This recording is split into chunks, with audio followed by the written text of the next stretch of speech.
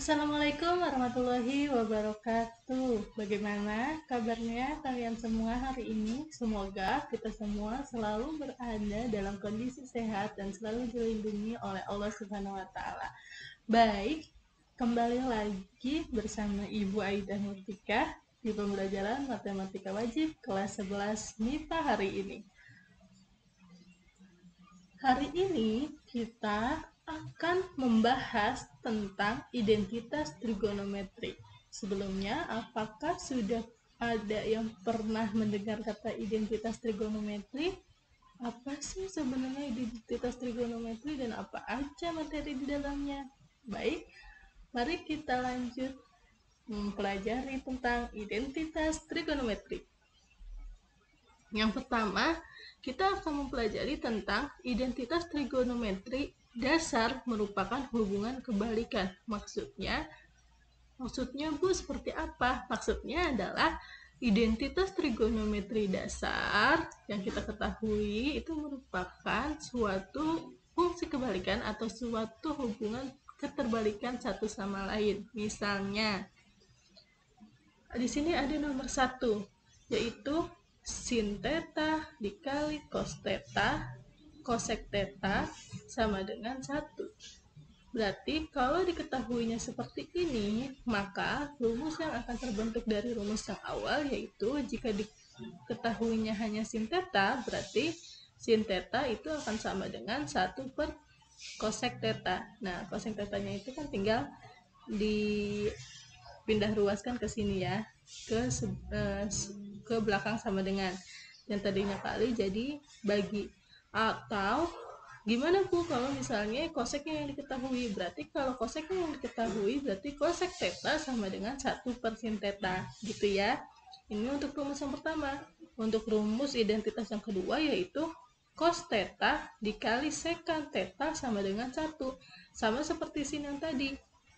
Jika hanya diketahui salah satunya, maka jika diketahui cos theta, berarti cos theta sama dengan 1 per secant theta atau secant theta sama dengan 1 per cos theta.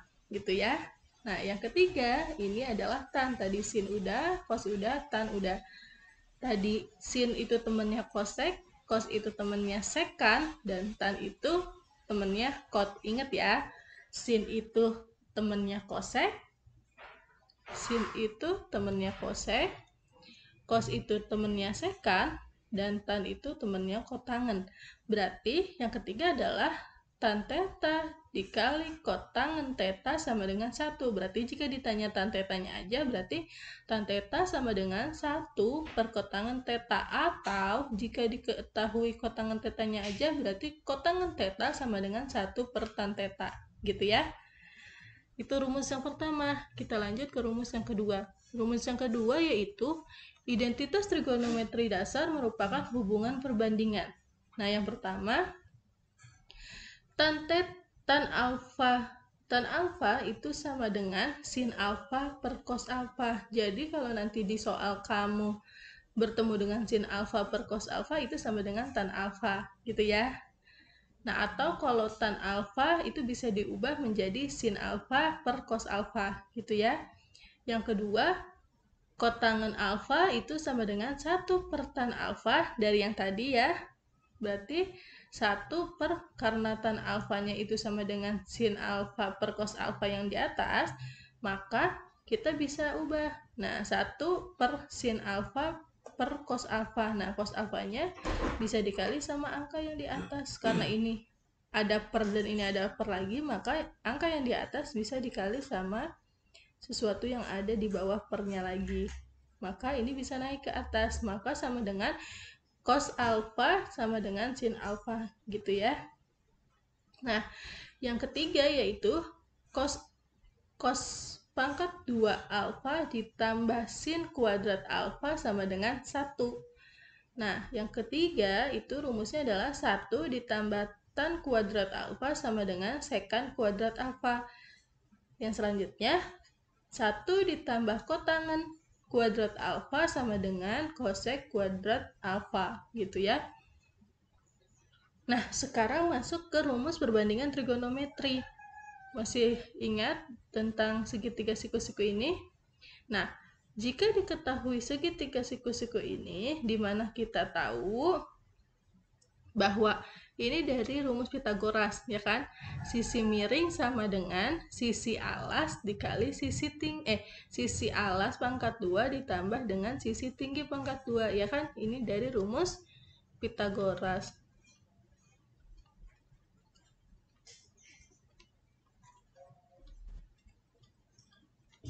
Ya kan? Maka di sini untuk mengetahui perbandingan trigonometrinya, kita ibaratkan Y ini atau sisi tinggi ini menjadi depan. Bu, kenapa di depan? Coba lihat, sudutnya adanya di sini. Nih, sudut alfanya adanya di sini. Coba lihat Y. Y-nya adanya di mana? Di depan. Maka kita ibaratkan Y ini menjadi depan.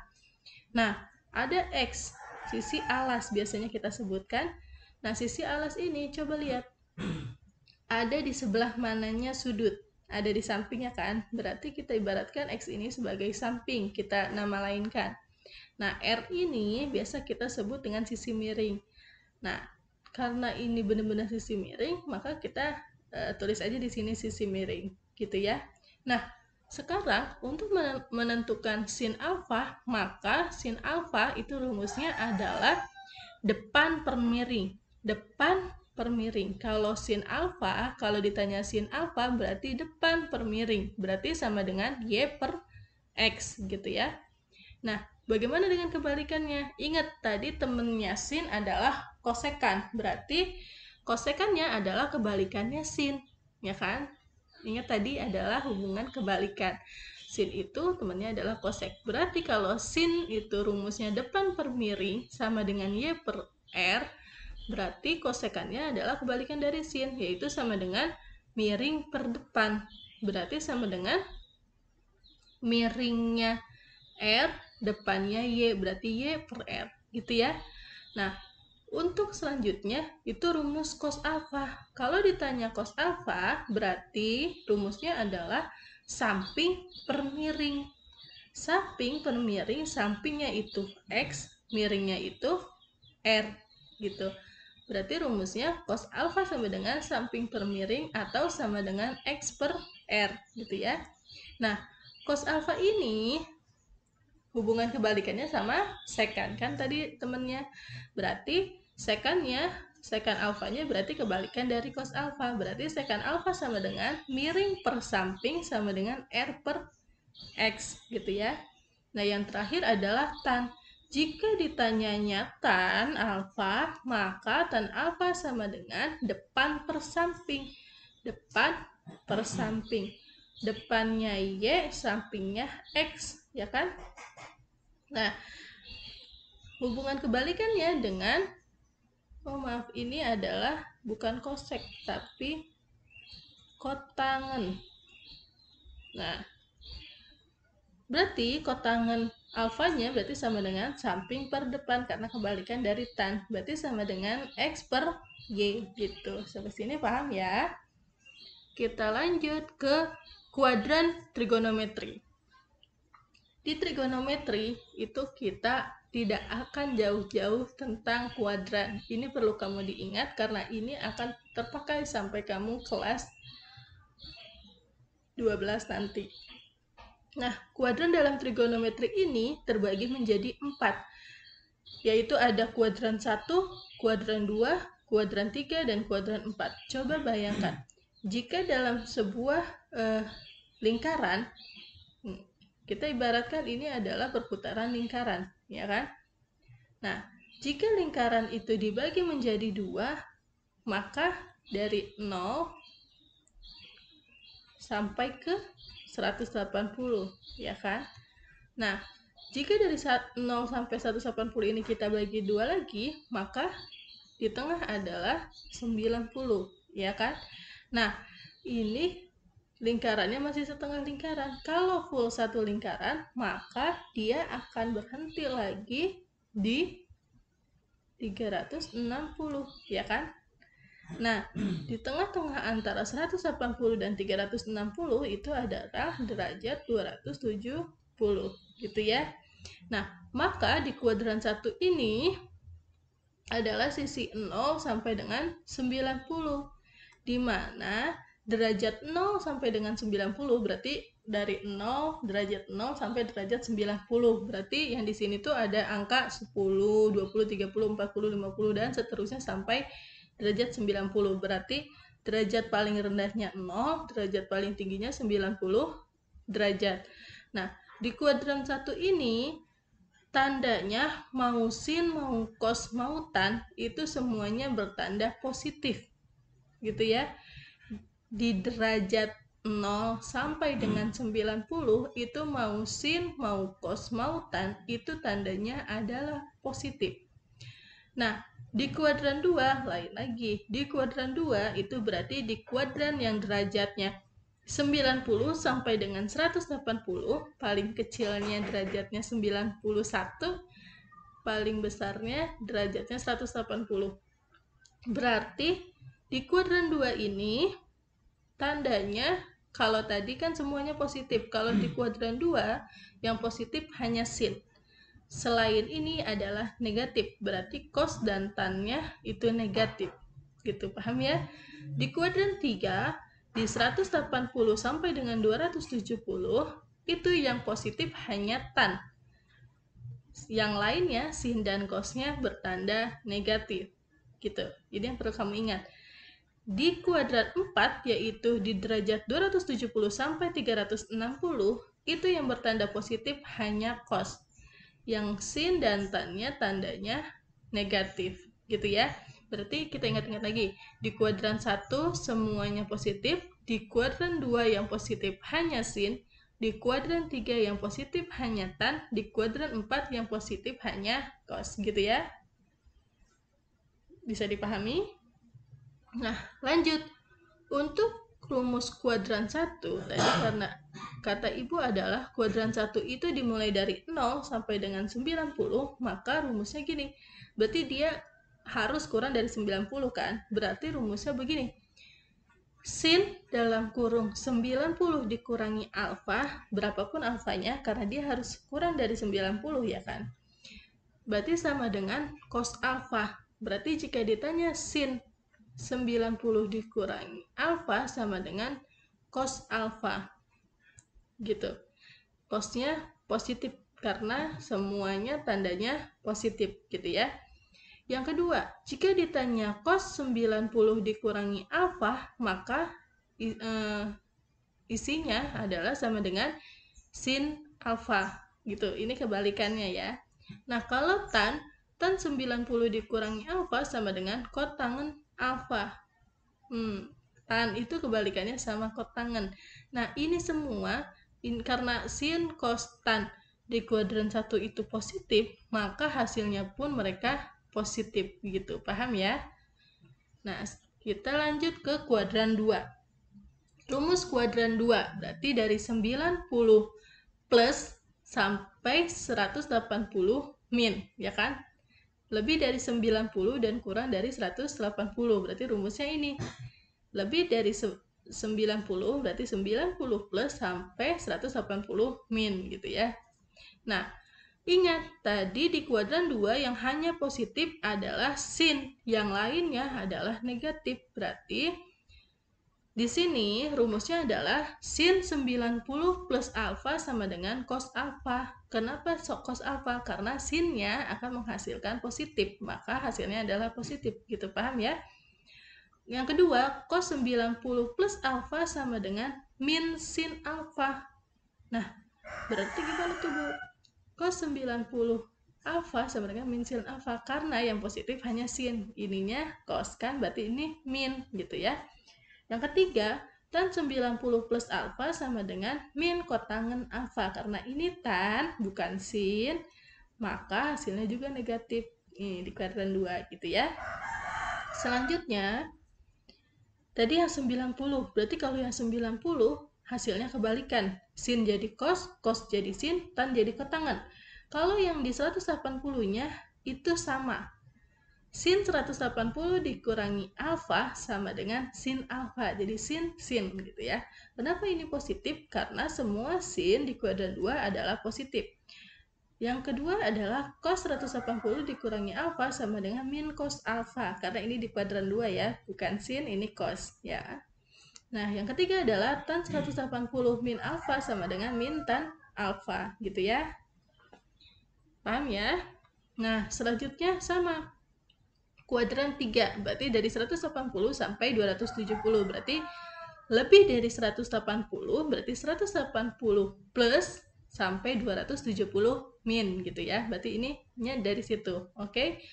Ingat, di kuadran 3 yang positif hanya tan yang positif, yang lainnya negatif. Berarti cos sama sinnya negatif. Berarti kita mulai dulu dari 180 plus. Nah, karena tadi 180 itu rumusnya akan sama, jika di sininya sin, dia ininya sin, maka kamu tinggal tulis sin 180 plus alfa sama dengan min sin alfa. Kenapa ini sin? Karena yang di kuadran 3 yang positif hanya tan ya. Yang kedua, cos 180 alfa sama dengan min cos alfa. Ya, ini min karena ini bukan tan, ya kan? Nah, yang ketiga adalah tan 180 plus alfa, berarti sama dengan tan alfa. Kenapa ini nggak ada minnya? Karena tan di kuadran 3 positif, gitu ya. Nah, selanjutnya, untuk yang 270 kurang dari 270, maka rumusnya adalah sin 270 min alfa sama dengan min cos alfa. Kebalikannya, sin jadi cos. Nah, min cos alfa. Kenapa min? Karena di sininya sin. Sin di kuadran 3 negatif, gitu ya. Cos 270 min alfa, berarti jawabannya kebalikannya dari cos, sin, min sin alfa. Yang ketiga adalah tan 270 min alfa sama dengan kotangen alfa. Kenapa di sini nggak ada minusnya? Karena ini tan. Tan di kuadran ketiga semuanya positif, gitu ya. Paham? Kita lanjut ke rumus kuadran 4, yaitu 270 lebih dari 270 sampai dengan 360. Ya kan? Kurang dari 360 sampai 270, lebih dari 270 sampai kurang dari 360. Di kuadran 4 hanya cos yang positif, yang lainnya negatif. Maka kita tulis saja rumusnya. Lebih dari 270 sama kurang dari 360. Sin cos tannya kita tulis. Nah, karena tadi yang 270 itu merupakan sama, maka di sininya sin 270 plus alfa sama dengan min sin alfa, karena yang positif hanya cos dan ini sin, maka ininya min, ya kan? Cos 270 plus alfa sama dengan cos alfa. Yang ketiga, tan 270 plus alfa sama dengan tan alfa, gitu ya. Nah, rumus selanjutnya adalah kurang dari 360. Berarti karena ini sudah sama, berarti yang ininya terbalikan. Berarti sin 360 min alfa sama dengan min cos alfa. Cos 300 min alfa sama dengan sin alfa. Bu, kenapa ini cosnya min? Kan cos itu positif, lihat ininya ya. Yang dilihat adalah soal yang awalnya. Maka dia akan menghasilkan di sininya tanda apa gitu ya. Kalau cos pasti menghasilkannya plus gitu ya, plus sin alfa. Tan 300 min alfa sama dengan min cos tangen alfa gitu ya. Nah, selanjutnya selain ada rumus di kuadran 1, rumus di kuadran 2, rumus di kuadran 3, dan rumus di kuadran 4, ada juga dua rumus tambahan lagi. Yang pertama adalah rumus di sudut negatif, di mana sudutnya semuanya negatif. Jika sudutnya semuanya negatif, maka sin negatif alfa sama dengan sin alfa. Nggak ada negatifnya. Cos negatif alfa sama dengan cos alfa. Sama ini pun nggak ada negatifnya. Beda sama sin dan cos, yang negatif adalah tan. Tan negatif alfa sama dengan min tan alfa, gitu ya. Nah, untuk yang kedua adalah rumus sudut yang lebih dari 360. Tadi kan terakhir kurang dari 360. Bu, gimana kalau lebih dari 360? Kalau lebih dari 360, berarti kan kalau kita gambar kayak tadi, ya kan, ini 300, ini 360 kan, berarti kalau lebih dari 360 dia kembali lagi ke 0, ya kan. Maka karena dia kembali lagi ke 0, berarti ke kuadran 1, maka apa tadi di kuadran 1? Semua adalah positif. Berarti mau sin, mau cos, mau tan itu positif. Berarti kamu tinggal tulis saja. Berarti kalau sin 360 plus alfa, hasilnya sin alfa. Karena semuanya positif di kuadran 1, ya kan? Cos 360 plus alfa sama dengan cos alfa. Tan 360 plus alfa sama dengan tan alfa. Gitu ya. Sampai sini semoga dipahami ya. Kalau belum dipahami, silakan diputar kembali videonya atau silakan ditanyakan kepada ibu gitu ya. Nah, demi mengaplikasikan rumus-rumus yang banyak tadi, untuk kamu lebih paham dan mengerti, ibu masukkan itu menjadi beberapa contoh soal. Di sini ada contoh soal. Yang pertama, contoh soal 1. Diketahui sin alfa sama dengan 3/5. Dan clue-nya adalah itu paling kecil derajatnya 0 dan paling besar derajatnya 90. Jadi alfa ini terletak di antara 0 sama 90. Berarti ini adanya di kuadran berapa? 0 sampai 90? Ya, benar. Di kuadran 1. Semua yang di kuadran 1 itu positif. Oke. Maka kamu suruh menghitung. Hitunglah cos alfa yang pertama, yang kedua tan alfa. Nah, jawabnya adalah dengan menggunakan rumus ini yang tadi, cos kuadrat alfa derajat ditambah sin kuadrat alfa derajat sama dengan 1. Maka kalau ditanya cos derajatnya, maka cos ini kan yang ditanya cos alfa, berarti cos kuadrat alfa sama dengan ini pindah. Yang tadinya plus pindah ruas menjadi min kan? Berarti 1 min sin derajat alfa. Nah, tinggal diteruskan.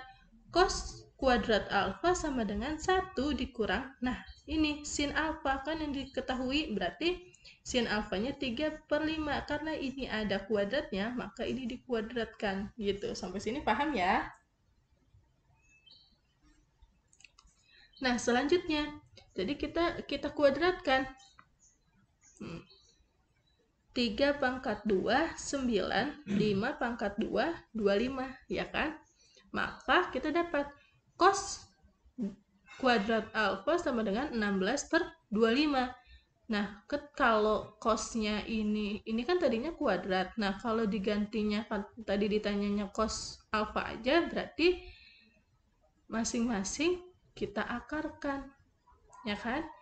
16 diakarkan jadi 4, cos 16, 25 diakarkan jadi 5.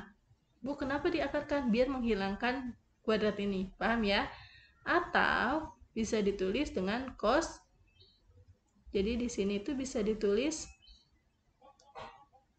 akar 16 atau akar 25 gitu ya, atau bisa ditulis berarti 4/5 gitu, paham ya?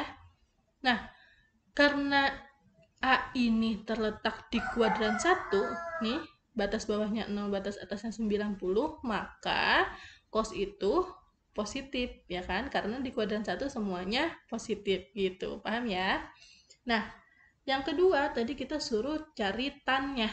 Maka dengan menggunakan rumus perbandingan yang tadi, tan alfa sama dengan sin alfa per cos alfa, ya kan? Tadi ada yang begini, maka kita tulis saja tan alfa sama dengan tadi kita diketahui sin alfanya itu 3/5 kan? Berarti 3/5 dibagi sama ini 4/5. Berarti 3/5 dibagi 4/5. Caranya dikali silang. 3 kali 5 terus 4 dikali 5. Nah, ini karena ada sama-sama 5, maka ini bisa dicoret. Gitu. Maka sisanya adalah 3/4. Sampai sini paham ya? Nah, kita lanjut ke contoh soal nomor 2. Buktikan bahwa sin kuadrat alfa ditambah sin kuadrat alfa kali cos kuadrat alfa ditambah cos pangkat 4 alfa sama dengan 1. Jawab ya. Kita ubah bentuk ini menjadi ruas yang ke kiri. Lihat. Di sini sin kuadrat alfa ditambah sin kuadrat alfa cos kuadrat alfa. Sampai sini dulu. Coba lihat. Di sini ada sinnya 2. Maka ini bisa kita keluarkan sin kuadratnya karena ini sama-sama sin kuadrat alfa kan.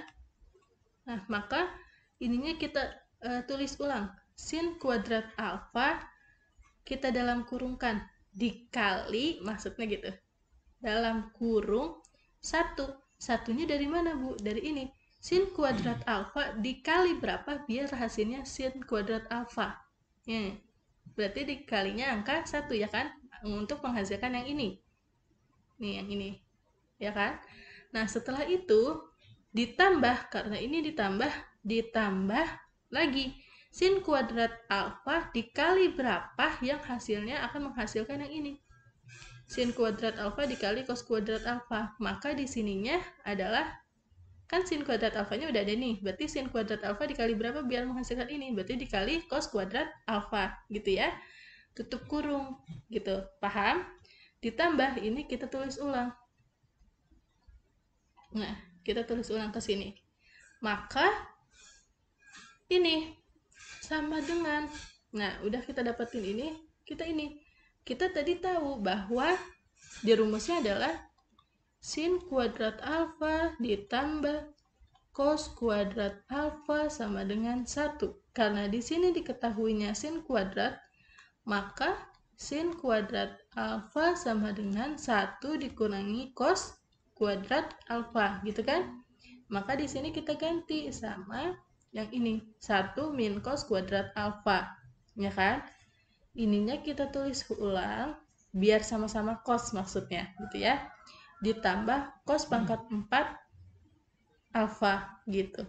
Nah, sekarang kita jabarkan yang ini pakai yang air mancur. Kalian masih ingat kan? 1 dikurangi cos kuadrat alfa 1 ditambah cos derajat alfa.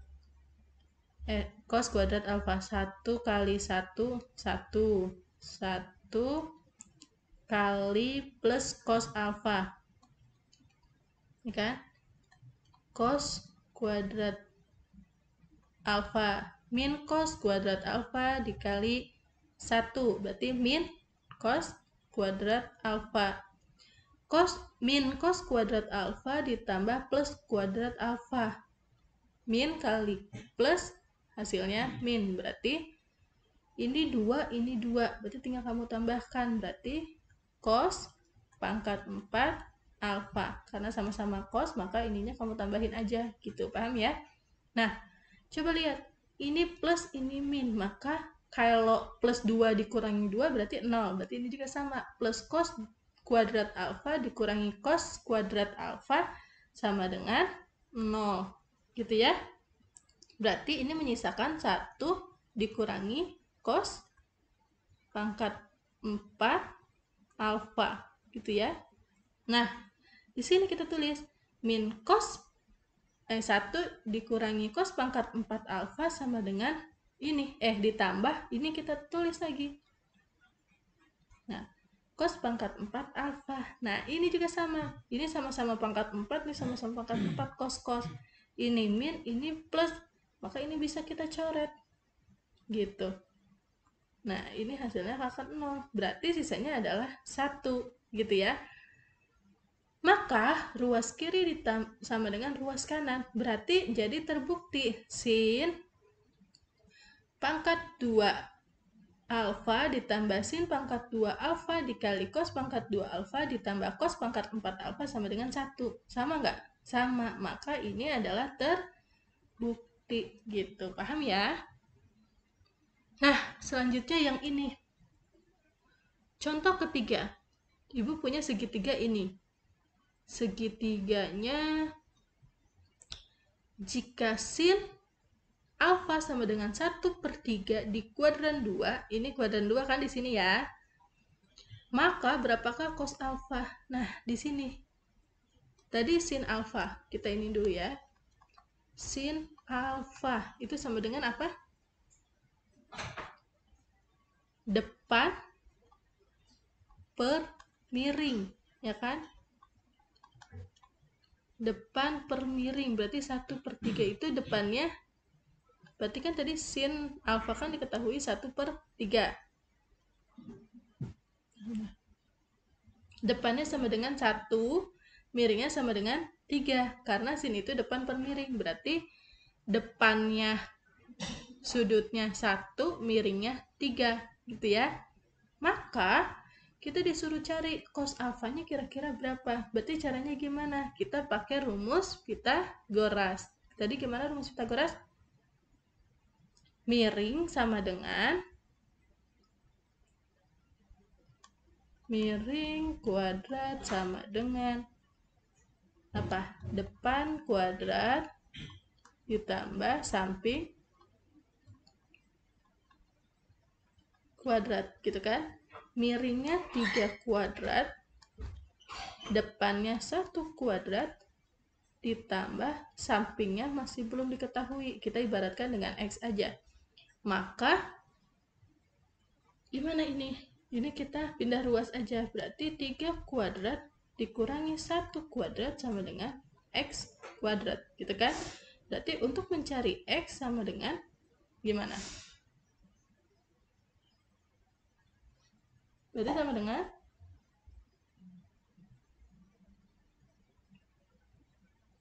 gitu kan, akar ya kan, 3 kuadrat dikurangi 1 kuadrat.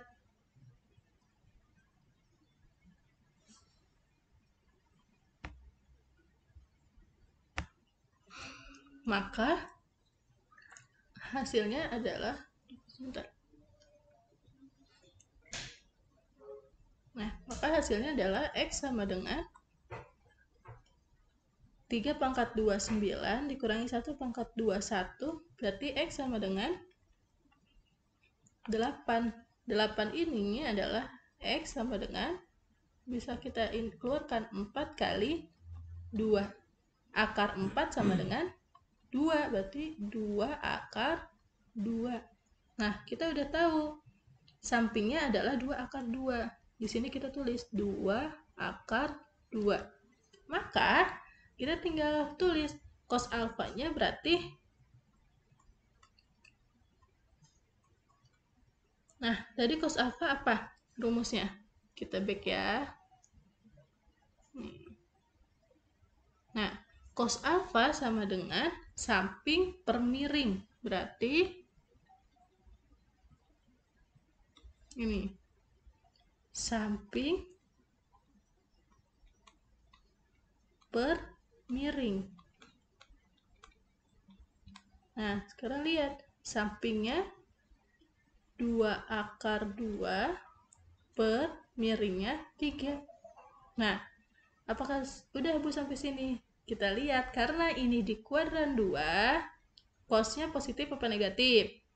Negatif kan? Berarti cos alfa derajat sama dengan negatif 2 akar 2 per 3. Nah, berarti hasilnya adalah cos alfa sama dengan min 2 akar 2 per 3. Kenapa min, Bu? Karena ini di kuadran 2. Di kuadran 2 yang positif hanya sin. Cos dan tannya pasti negatif. Maka ini negatif.